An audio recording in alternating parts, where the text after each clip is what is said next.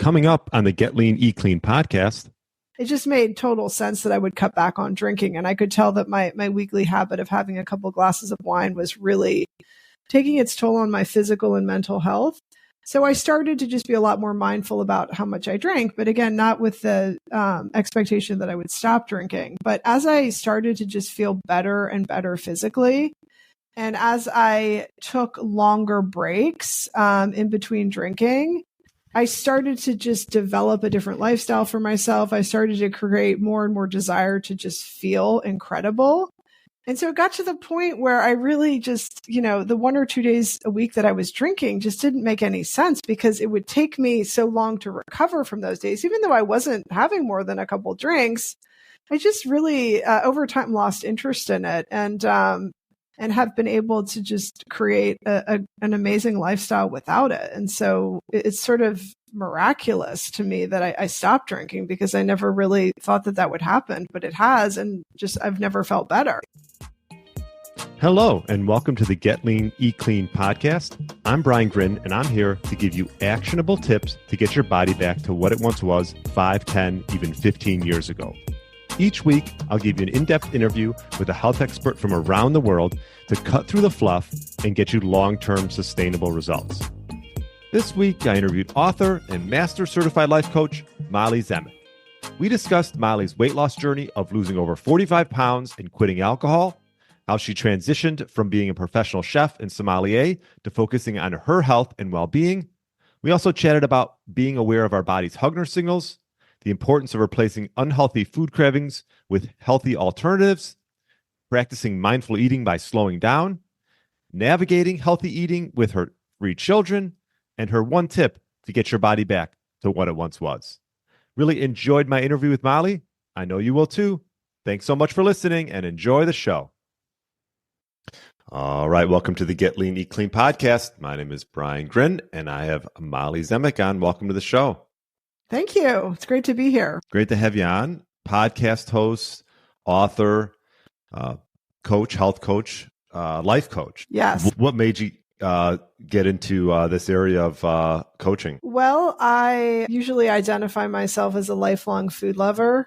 I grew up in a family where food was a big focus. My father is Italian, and we spent a lot of time and energy on food. And I developed a real interest in eating well from a young age. And so much so that I ended up pursuing a career as a professional chef for about 10 years. And then I became certified as a sommelier because I also paired my interest in wine with my love of fine dining. But when I turned 40 and started shifting my priorities and began putting a lot of energy and time into raising a family, I realized that my habits of eating well and eating a lot and enjoying wine every night were having a different effect on my body physically. And the way that I had tried to offset that in the past was through dieting.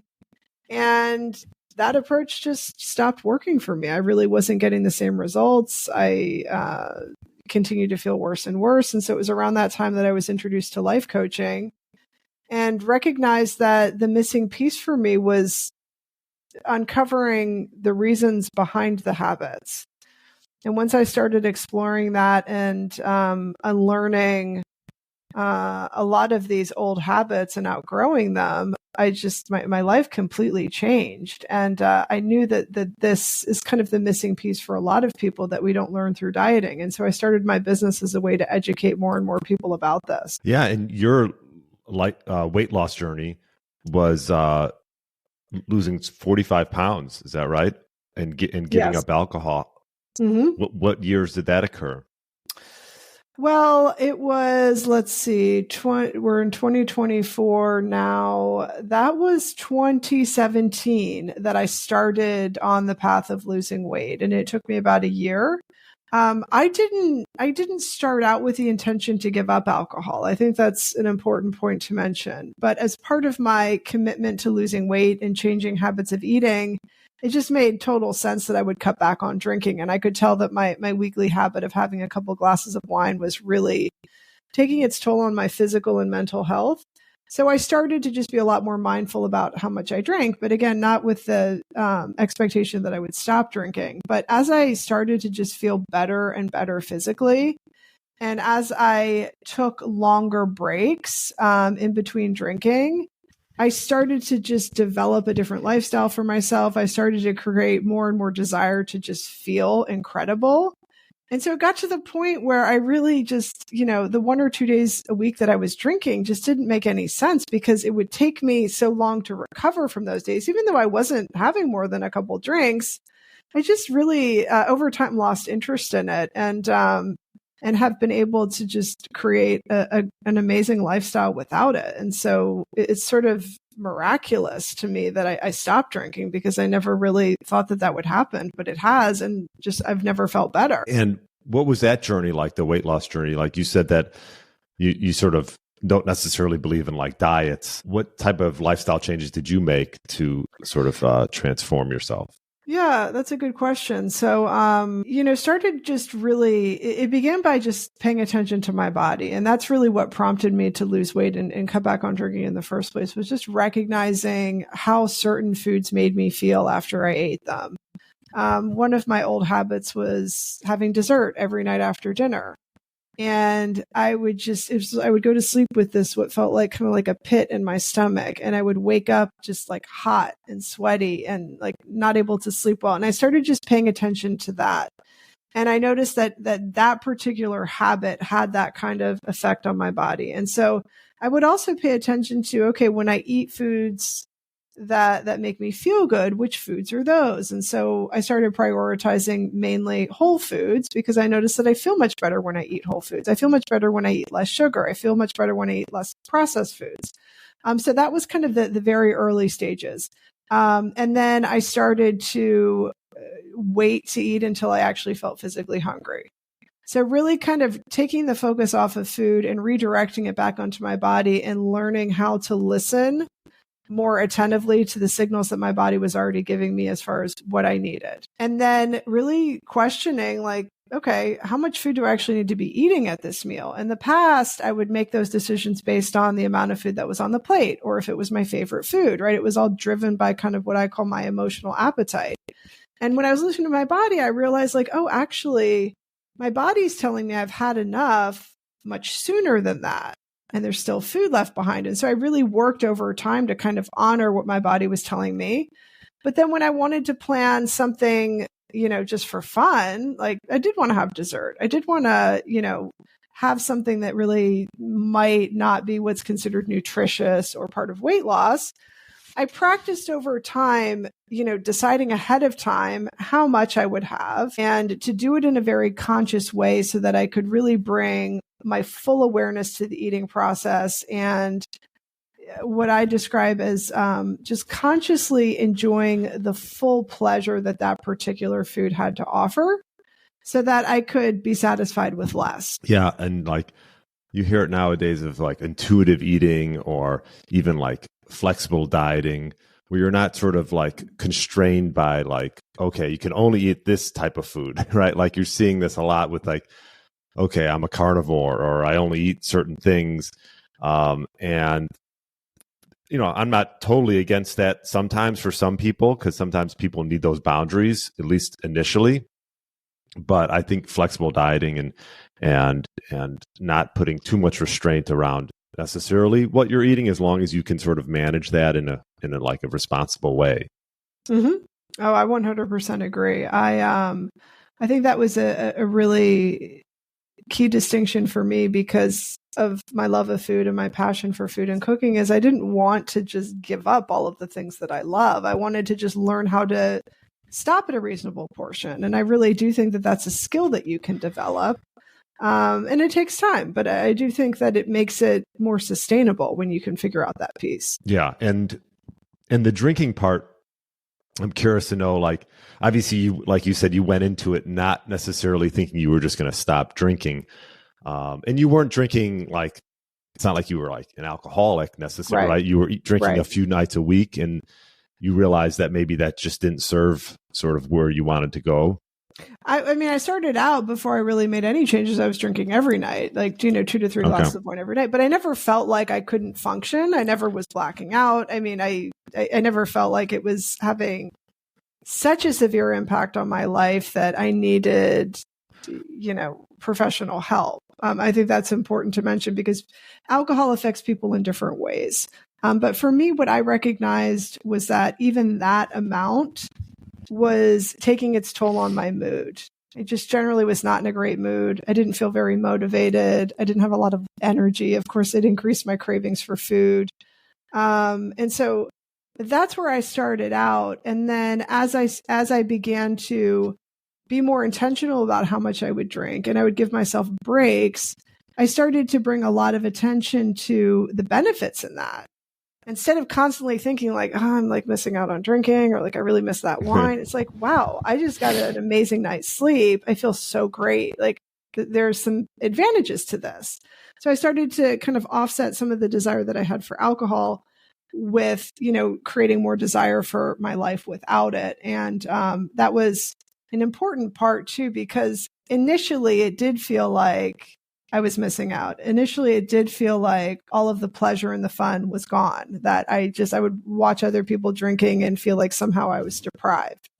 So I had to figure out how to weave in fun in new ways, weave in connection in new ways, really cultivate kind of pleasure in new ways so that was more valuable to me than having the drink. Yeah. And I'm sure that took some time. It's like, when you're doing something every night, you don't necessarily realize the impact it's having until you actually like stop doing it for a number, whatever, how long it was, weeks or months, and you start realizing how much better you feel without it. Oh yeah, for sure. I mean, even some of the clients that I work with just on alcohol, on changing their relationship with alcohol, realize pretty quickly how much they're actually drinking when they start making a plan. It's like, wow, I didn't realize the accumulation of all the drinks until I started writing it down. And so not only is it just the physical impact, it's realizing, wow, this does add up. Like when I start to pay attention to it, there's an awareness that develops that's hard to ignore. Yeah. And, losing 45 pounds obviously is over a year or two. How long did that take? About a year? It was a year. Not that it takes everybody that same amount of time. I would say for me, it was like a year to really solidify the new way of life with food, because I could probably lose that weight faster, but I didn't approach it from the perspective of like, okay, how fast can I get this off? Right. I had tried that with dieting. I wanted to see like, how can I lose weight in a way that allows me to create new habits and be able to keep it off so that I don't feel like I'm on a diet for the rest of my life. And did that prompt you to write your book, Decoding Your Emotional Appetite? It did. It was an opportunity for me to not only just like share my life story and to combine just my love of writing, which I've had for almost my entire life, but also to translate the work that I do in my business with my one-on-one clients to people who, might not have the opportunity to hire a coach or who are struggling and feel like, they want to give up on diets because diets just don't work for them in the long run. So I wanted just to offer hope. That was kind of my primary objective with the book, and just to make this information more accessible to a larger population of people. Yeah. And it's Decoding Your Emotional Appetite, a food lover's guide to weight loss.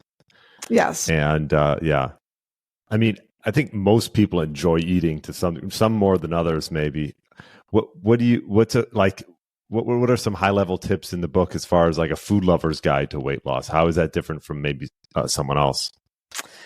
Well, this book is really not a diet. I think you can look at the cover and think like, oh, it's like a weight loss guide. This is like a diet that I can follow. But it really is nothing like a traditional diet, in the sense that I'm not giving you a list of foods to eat. I'm not telling you to stay within a certain parameter of calories. What's different is that I help you kind of figure out why you're driven to eat, right? Most of us who really love food place a higher level of focus on food, and we're thinking more about food than we're thinking about our bodies. And so it's about recognizing those patterns and those habits of turning to food so that you can kind of understand, okay, why am I turning to food when I'm not hungry? What are some of the underlying needs that I have that food is not really meant to solve? If I'm not physically hungry, then food is not the solution, right? If hunger is not the problem, food is not the answer. So if hunger is not the problem, like what is the underlying need? And if I take the focus off of food and I start to connect back to my body and ask myself some deeper questions, I can start to piece together some things that might be lacking in my life. So that's part of it. The other part of it is also teaching food lovers how to deliberately include food that they love so that they don't feel like, oh, like this particular thing is bad. Like I can't have ice cream. I can't have pizza. It's like, no, you can have those things, but you have to develop the skill of being able to eat them in moderation in alignment with your body. So I talk about this concept, the sweet spot, like figuring out what's the tipping point of pleasure where I can eat a food that I love. Let's say it's ice cream, and experience the maximum amount of pleasure in that without offsetting the pleasure in my body. And you need to bring, full consciousness to that experience, and you need to be fully paying attention to your body.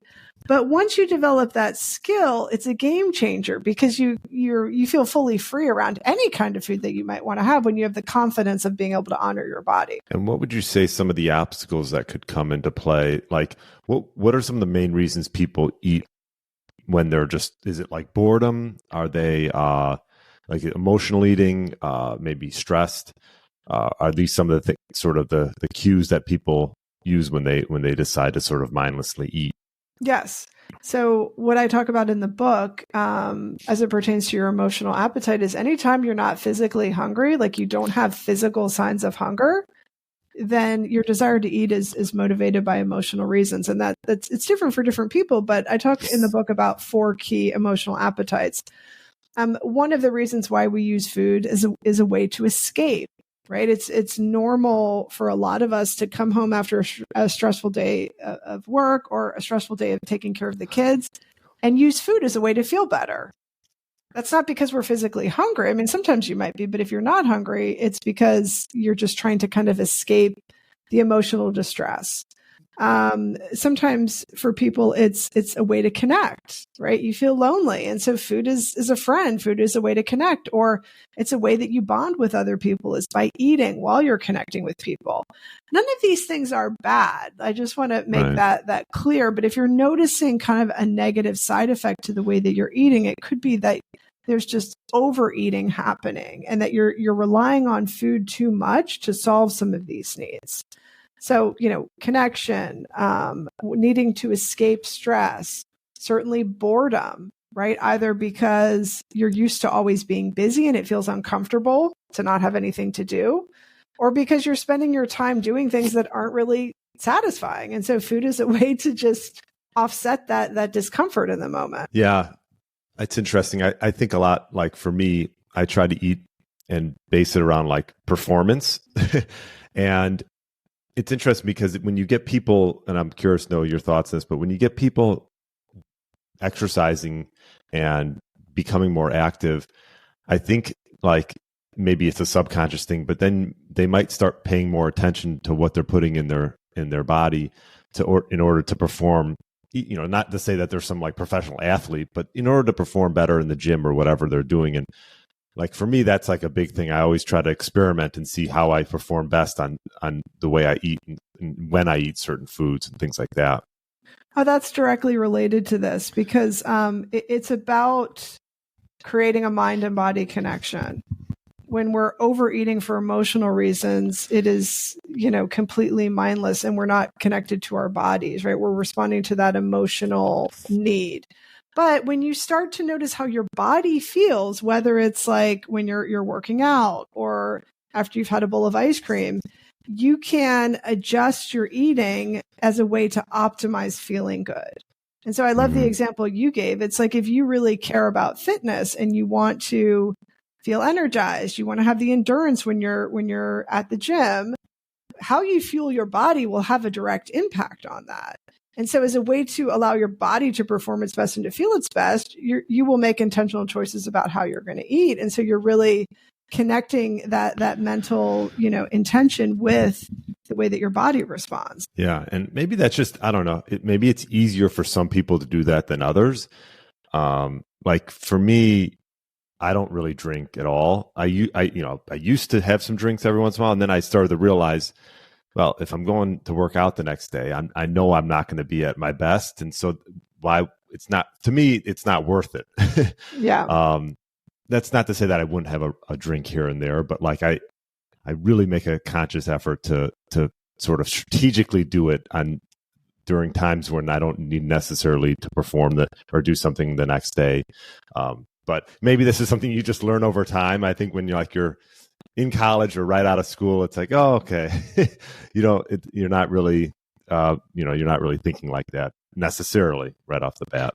Yeah, I think it depends too on your unique lifestyle. I mean, it sounds like for you, Brian, you probably really enjoy exercise. You enjoy the benefits. I mean, there's something about it that has made you, passionate about, placing a level of focus on it. And so you have a desire for that outweighs your desire for the food.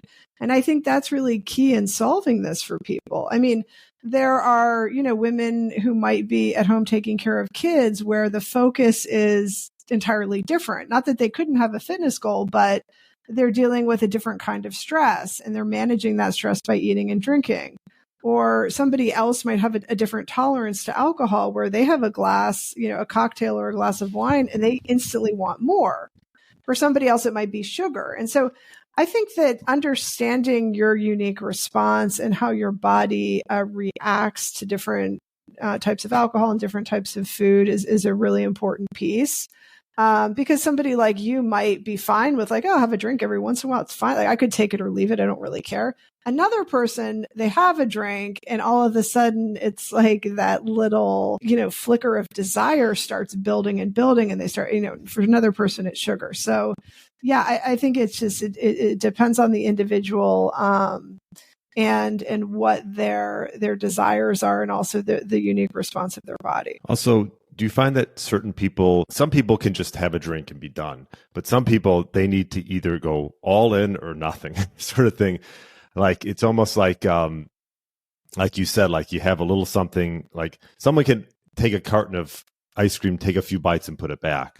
Other people, once they start, it's like, okay, I could finish the whole carton. What type of advice would you give to those two different types of people? Because I think, everyone's a little bit different in how they handle these things. Well, for the individual that has an all or nothing mentality, that often stems from this belief that like more is better. I used to think that when it came to certain desserts, it was like, well, like what's the point? I'm not going to have like 2 spoonfuls of ice cream. I'm going to have a couple of bowls. Otherwise, like it's just not satisfying. And it's first identifying that that's what's leading you to believe that you have to have all of it. Otherwise, what's the point? Right. And it's like, okay, is more really better? Because for me, if I had 3 bowls of ice cream, I would feel terrible afterwards. And I had to really make that mind body connection and show myself afterwards, you know what, this is like how you physically feel when you eat this much. Is this really what you want? The answer was no. Like I thought it was a good idea, but there was a disconnect between my belief and in my body. And so I had to, after the fact, tell myself the truth about it and then plan accordingly the next time I would decide to have it, keeping in mind that when I started to have the ice cream, I was going to want more. And I did really need to ask myself, is it worth it? Like, do I really, if I don't want a couple spoonfuls, like what is it that I really want here? I could teach myself to have a couple spoonfuls. But when I started to kind of replace my desire for ice cream with other things, at the end of the day, I just didn't need it the same way I did. So that's kind of one angle to take. And then I think for people, I have a number of clients that I work with on weight loss who just like love bread, or some of them love pasta. I don't really care about either of those things. I've never been a bread person. It's not something that I would even plan to eat. It's just, I could take it or leave it. And so for me, it's not an issue.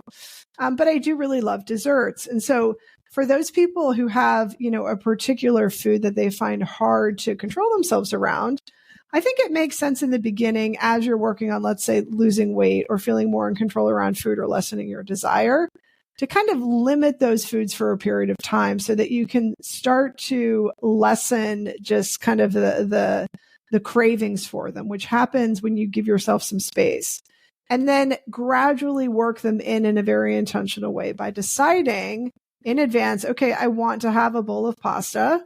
I'm going to decide now to have like X amount. I'm not going to be doing it in response to a craving because that makes it harder to stay in control and to stay connected to my body. But I'm going to do it in a very mindful way. When I sit down to eat it, I am going to not have any distractions. I'm going to be using my breathing as a way to just calm down my nervous system. And then I'm going to be eating very slowly so that I can fully appreciate the flavor of it, but also notice when I reach that ideal satiety point, anticipating that I'm going to want more. And when I notice those suggestions, like, oh, just like a couple more bites, I will remind myself I'm fully in control right now. And it's okay that I want more, but I can be more satisfied with less is often what I tell people to practice thinking. Put the fork down, have a plan for yourself to move on to something else. It's okay if you feel that restless feeling. That's temporary. And as you continue to practice this and notice how much better you feel, and as you start getting the results that you want, you'll develop confidence and you'll lessen like your association with eating a huge quantity of that food. It will become more of a normal practice to have less and to want to eat less because you notice how much better you feel. Yeah, I love that. And I can't remember exactly who I was interviewing, but he mentioned some like hacks to helping with like intuitive eating, and one of them was to like eat with like chopsticks because it'll like slow you down a lot. Like I'd be bad. It would take me a while, especially certain things, right? But I think eating, like you said, like slowing down everything. Like I find even with myself, I can be fairly fast eater, and I think for someone, for most people, eating fast, you're not really dialing into your true, like when you're actually full. And if you could just like figure out ways to like slow yourself down, I think that can be a good sort of hack as well. I think that's really crucial. Usually fast eating is the result of an urge.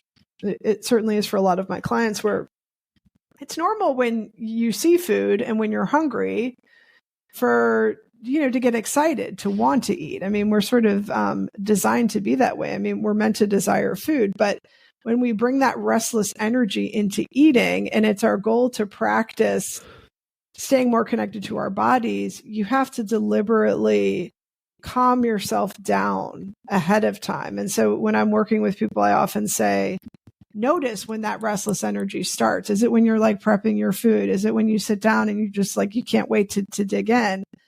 I will take a moment before that first bite. I will calm myself down through my breathing, and I will just set the intention to really savor that first bite. For me, a really good way of staying motivated to do this is like, I don't want to miss out on the flavor of this meal. Like if I eat too quickly, I'm going to miss 50% of the flavor. And then I'm going to feel like I need more afterwards. So being, calm, slowing yourself down, savoring that first bite, really paying attention to the flavor in the first bite really helps to kind of change that tendency of eating quickly. And it gives you the chance to notice what's happening with your hunger so you can stop sooner. Also, too, I think like cooking your own food. I mean, you as a chef can understand this, right? Like it might take time, and you have to like, sort of get the right ingredients, make sure everything works well. And like it's like I've talked to individuals where they've actually gone out and like done like hunted these animals. And then I've never hunted before, but they've such more of an appreciation for that food.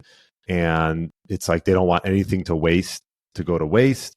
And it's just like a whole new appreciation. And I don't know if I'll ever hunt, but I can totally sort of understand that and sort of relate that back to like cooking for yourself as a way to really appreciate everything that went into that food, as opposed to just always ordering in or going out to restaurants. I think it's like a different mindset. Yeah, I think so. Although hunting your own ingredients is definitely taking it beyond what I do. I mean, that requires a whole level of commitment. Right. Although I would love to be, being a chef, I'm sure, I'm not saying you went out and hunted, but like, gosh, a while back, I had some individuals on that talked about, it takes a long time to get your food. You appreciate it that much more is, I guess, the point. I mean, what would you say to your clients is one of the big tips that you talk to them about is cooking for yourself, and how do you implement that with your coaching? You know what? It depends on the individual. I'm all about setting people up to succeed, and there are plenty of people who just don't enjoy cooking. They love to eat, but they don't enjoy cooking, and so it can be a barrier. And so if it's too hard to get over the barrier of cooking, then I've no problem. I mean, for me, I've got 3 young kids, so I do most of the cooking, but there are days where I just have so much going on that it's just easier to get takeout, and I don't have a problem doing that.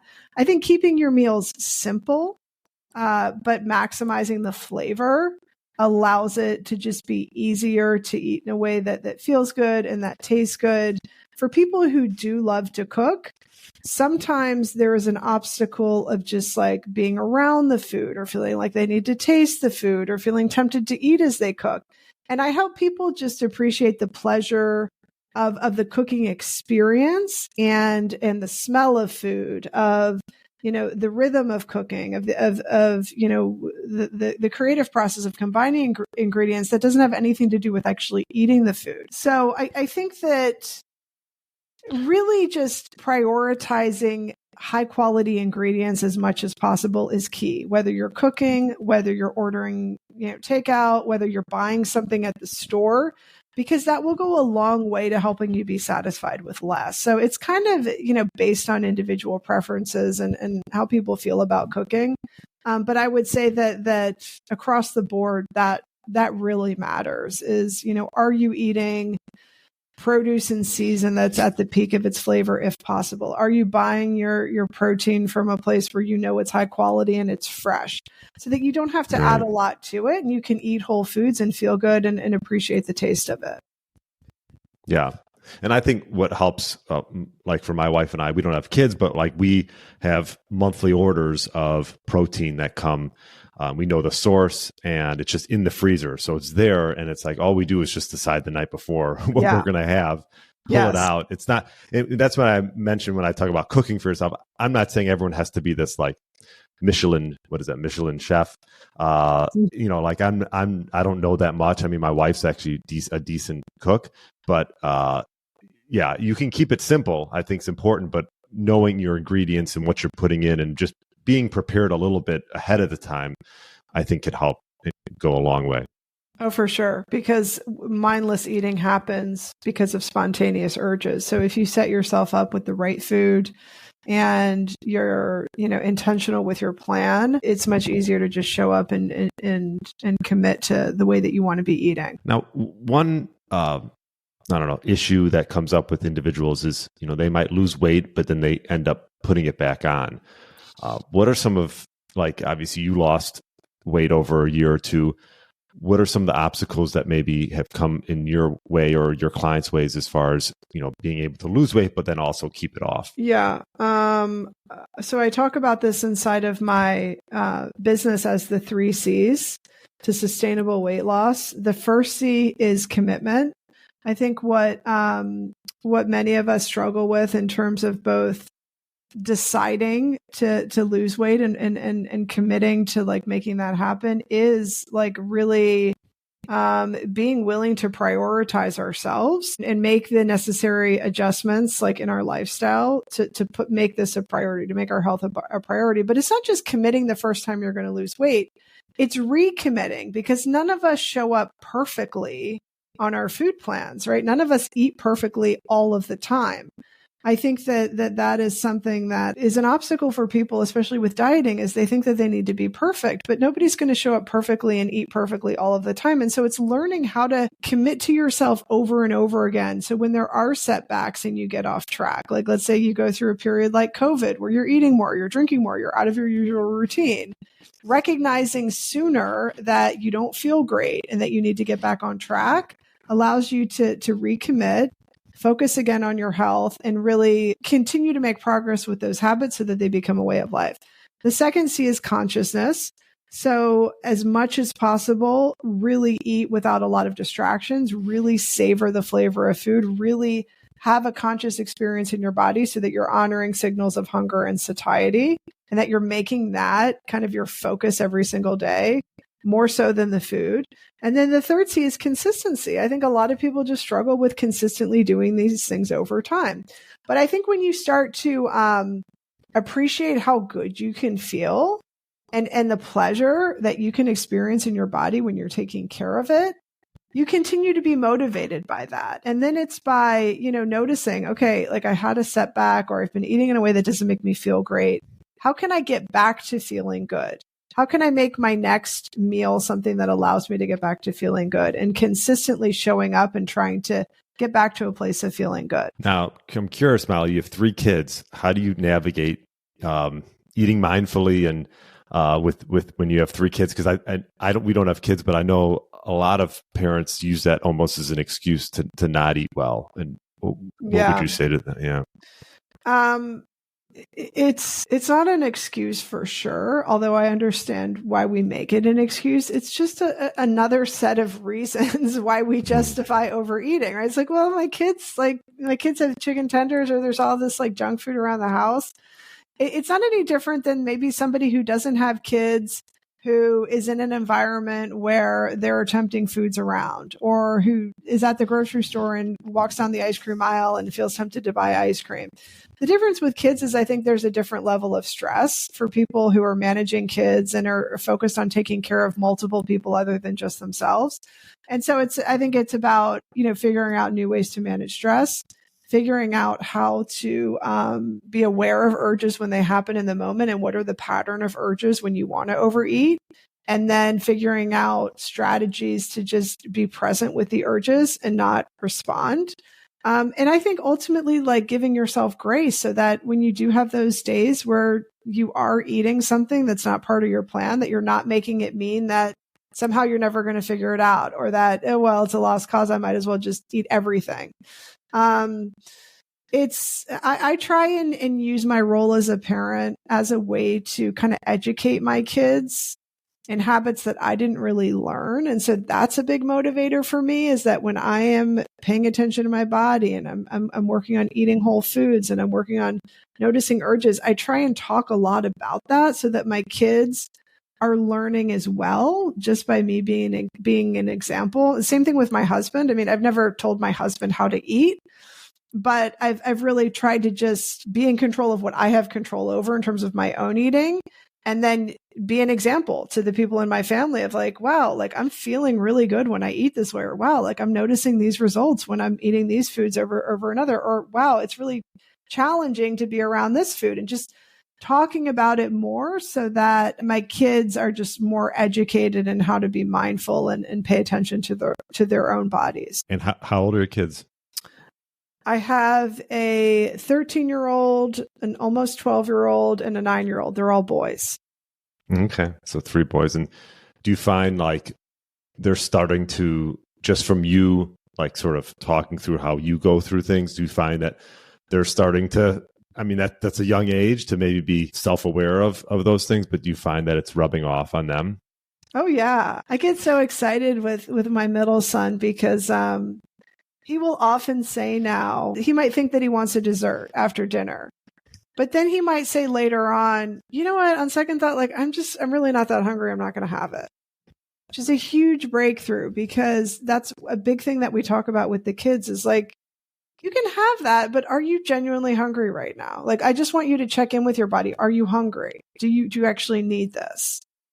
Or, with my oldest son who has a sensitive stomach, when he eats too much chocolate, or when he eats like a lot of rich food, his stomach really hurts. And so I just really encourage him to sort of notice that connection and pay attention to the way his body responds. And he started telling me, you know what, I don't want to eat like this particular thing in the morning because I know that I just don't I don't feel that great. I don't have the energy that I want. So it's little things like that right. I feel so excited about, because I realize that they're paying more attention to how food impacts them, and they're noticing things like hunger. They're noticing like how they feel when they're not eating a ton of sugar, and they're appreciating that more. Yeah, no, that's huge. And I do think that one way to deter, I don't know, kids or individuals in general from certain things is like if they do one thing and they get really sick and then they're like, I don't want to do that. Like you said, overeating, or we all know that if we've had a certain food where we just got like sick from it, it's like, okay, I'm not going down that path again. Yeah. Well, I mean, that's like a scare tactic, but it works. Yeah, it definitely does. And it's because that physical discomfort is so extreme. We make the association, between that like physical discomfort and the food, and we lose desire for it. And right. That's kind of at a more extreme level. What I'm teaching people how to do is when you eat too much, notice the discomfort in that and start to tell your brain the truth about that. Or if you eat too much sugar and you're noticing like, I just like don't love like how I feel, or like that I just have no energy, or that I want to take a nap, start telling yourself that so that you recognize the relationship between this particular ingredient and how it affects your body. Yeah. And like we talked about earlier, eating mindfully in the sense of slowing down and, obviously avoiding highly processed foods, I think can help you become more like aware of how these foods are affecting you. Because, when you're eating highly processed foods, a lot of times you're not even aware of how much you're eating because it's not even filling you up, and it's not even necessarily satisfying, your hunger. Mm-hmm. Mm-hmm. Yeah, absolutely. Yeah. So like those two things run big. And I always say, like, for a lot of the stuff we buy for our house, I tried to just buy responsibly. I think that's like so important because if, even with kids, like I'm sure, I don't know, Molly, how you buy the junk food, you're going to eat the junk food, right? Like if you don't buy it and it's not in the house, there's a good chance you're not going to eat it. Right. Yeah. Yeah. I 100% agree. Although I don't completely restrict that stuff for my kids. I believe in kind of just like a healthy balance where sure they can have some of it, but we do have certain rules as far as like how much or which particular things, because they will have access to that food at some point. And so I don't want them to feel like they've been deprived of it, or that it's forbidden fruit. One of the things that I really appreciate about my childhood is that there was no food that was ever off limits.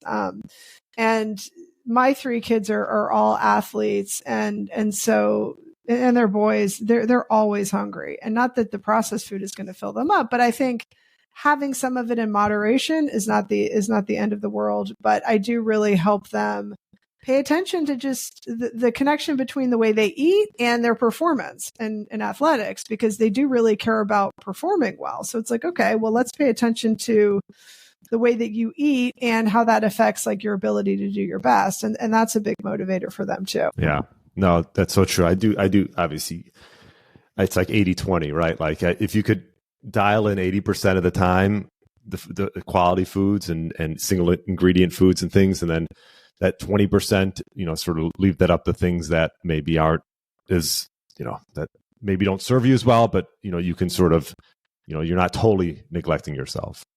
Yes. Yeah, I agree. Well, this was great, Molly. I know you have some trainings, your podcast. How can we learn more about the things that you're doing? I have my new book, Decoding Your Emotional Appetite, which comes out on April 2nd. So that's available for pre-order now. You can find out more about that by going to my website, mollyzemek.com. I also have on my website a free 3-day course that includes a workbook and a video training for people who want to start developing more mindful eating and drinking habits. And then my podcast is a great free resource for people, Weight Loss for Food Lovers. Love it. And I always ask this question to pretty much all my guests. If you were going to give one tip to get your body or your mind back to what it once was, maybe 10, 15 years ago, what one tip would you give that individual? I'm going to say two things. First, okay, like that we actually already talked about, was like just begin to pay attention to where you are right now. And if you're not feeling great, use that as just really important, information, feedback coming from your body that something needs to change. But then also just like really lean into the belief that it's possible to feel better. So many people, I think, are stuck because they just either think they're too old or they've tried too many times or it's just like too hard. It's not too late, and you can feel much better than you do right now, but you need to first believe in yourself and be willing to not give up on feeling better. That really is like the turning point for everybody, is you have to not give up on yourself and decide that, you are going to, believe in the possibility that you could feel even better, no matter how old you are. And if that's possible, what would you begin doing today to start making some changes? Yeah. Love that. Well, this was great, Molly. I appreciate you coming on the podcast. I will definitely put links for all, for your course, your trainings, and your book, so people can learn more about you. Great. Thank you so much, Brian. Thanks again, and have a great day. Thanks for listening to the Get Lean, Eat Clean podcast. I understand there are millions of other podcasts out there, and you've chosen to listen to mine, and I appreciate that. Check out the show notes at briangrin.com for everything that was mentioned in this episode. Feel free to subscribe to the podcast and share it with a friend or family member that's looking to get their body back to what it once was. Thanks again, and have a great day.